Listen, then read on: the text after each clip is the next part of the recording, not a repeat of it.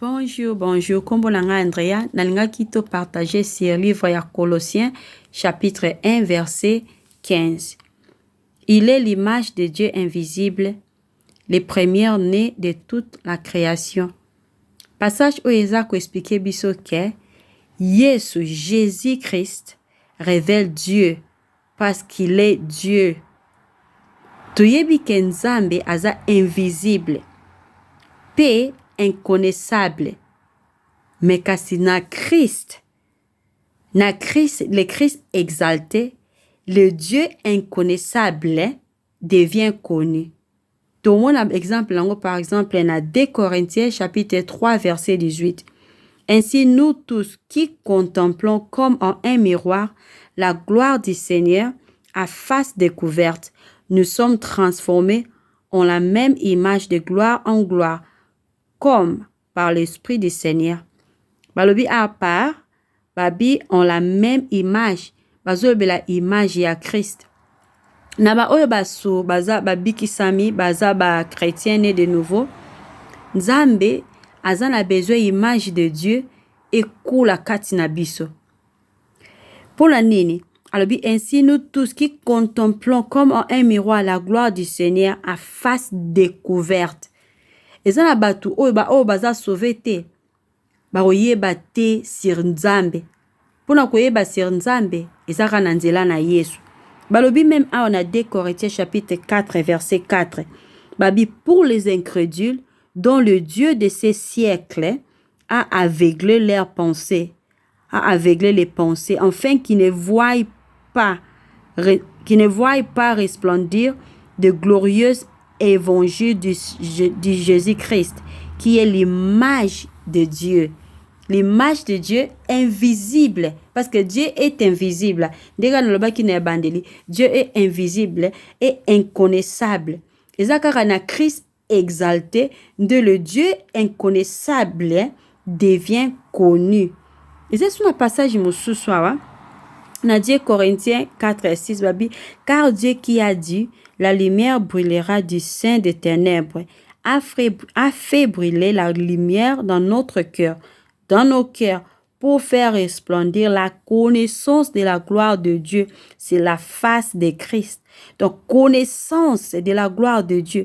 Ezakaka Christ. Ezakaka na Christ. Na moto mususu te. Pe nzambe nde azako sala ke image de Christ et kola kati na biso. To bato bazomona biso, bamona image de Christ. Na ba pensée na biso, na maloba na biso, na ba action na biso. Ndenge to solaka, ndenge to se communiquer. Est-ce que bato bakomona image de Christ kati na biso? Nzambe a sauvé biso pour transformer biso na image de Christ. Na Yesu nde na mutu mususu te. Na biso moko te. Na Yesu nde nature ya Nzambe. La nature de Dieu est manifestée na perfection nango. Na Yesu nde l'invisible de Dieu, l'invisible est devenu visible.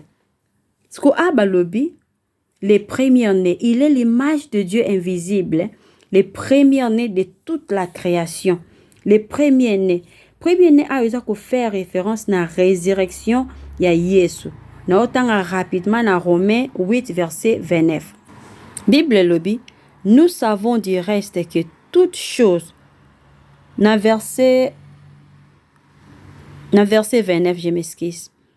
Car ceux qu'il a connus d'avance, il les a aussi prédestinés à être semblables à l'image de son Fils, afin qu'il soit les premiers-nés d'un grand nombre de frères.